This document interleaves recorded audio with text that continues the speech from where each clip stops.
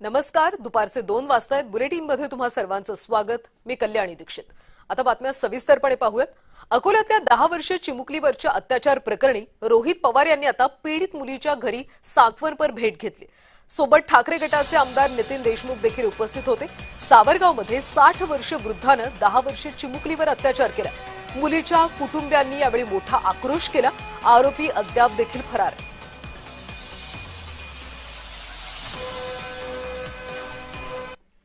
पद्धतीने या लहान मुलीवर तिथं अन्याय झालेला आहे.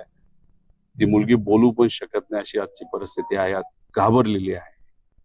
त्याच्याच बरोबर त्या मुलीला तो जो व्यक्ती होता ज्याने अत्याचार केला, आईला मारून टाकेल, नाहीतर तुझ्या वडिलाला अडचणीत आणेल, मी पोचलेला आहे, माझी पोच खूप मोठी आहे, अशा पद्धतीने कुठेतरी त्या लहान मुलीला घाबरवायचा आणि त्याच्यात तिच्यावर अत्याचार केला.